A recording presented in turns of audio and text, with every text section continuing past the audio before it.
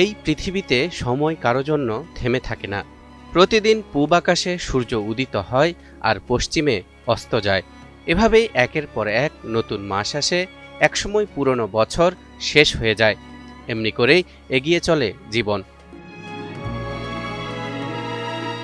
পুরনো বছরের গ্লানি মুছে ফেলতে নতুন বছরের শুরুতে আমরা নানা সাজে বর্ষবরণের আয়োজন করে থাকি। কিন্তু আশ্চর্যের বিষয় হলো, যে সময়কে আমরা নানা সাজে উদযাপন করি, নবী করিম সাল্লাল্লাহু আলাইহি ওয়াসাল্লাম ও তার প্রিয় সাহাবীরা কখনো তা করতেন না। নতুন বছর কিন্তু তাদের জীবনেও আসত, কিন্তু তারা একে উৎসব নয়, বরং আত্মসমালোচনার সুযোগ হিসেবে গ্রহণ করতেন। সূরা তাওবার ৩৬ নম্বর আয়াতে ইরশাদ হচ্ছে, ইন্না ইদ্দাতাশ শুহুরি ইনদাল্লাহি ১২ শাহরান ফি কিতাবিল্লাহি ইয়াওমা খালাকাস সামাওয়াতি ওয়াল আরদ। নিশ্চয় আসমান ও জমিন সৃষ্টির দিন থেকে আল্লাহর বিধানে মাসের সংখ্যা ১২টি। এই আয়াতের মাধ্যমে আল্লাহ তাআলা আমাদের মনে করিয়ে দেন, সময়ের মালিক কেবল তিনি।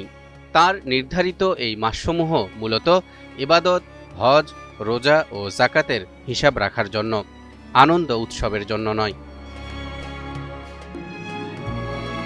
নবী করিম সাল্লাল্লাহু আলাইহি ওয়াসাল্লামের জীবদ্দশায় হিজরি বছর নামে কোনো আলাদা তারিখ গণনার পদ্ধতি ছিল না।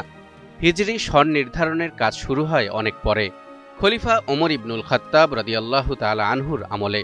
তখন প্রশাসনিক কাজে তারিখ উল্লেখের প্রয়োজন দেখা দিলে সাহাবীদের পরামর্শে সিদ্ধান্ত নেওয়া হয়, রাসূলুল্লাহ সাল্লাল্লাহু আলাইহি ওয়াসাল্লামের হিজরতের বছর থেকেই বছর গণনা শুরু হবে। কিন্তু এ উপলক্ষে কেউ কোনো উৎসব করেননি, এমনকি শুভেচ্ছা বিনিময়ও করেননি। আসলে এটি ছিল কেবল সময়ের হিসাব রাখার একটি পদ্ধতি মাত্র, ধর্মীয় কোনো অনুষ্ঠান নয়। জীবনের প্রতিটি মুহূর্তকে রাসূল সাল্লাল্লাহু আলাইহি ওয়াসাল্লাম অত্যন্ত গুরুত্ব দিতেন। একটি হাদিসে তিনি বলেন, ৫ জিনিসের আগে ৫ জিনিসকে মূল্যায়ন করো। তা হলো, ১. যৌবনকে মূল্যায়ন করো বার্ধক্যের আগে। ২.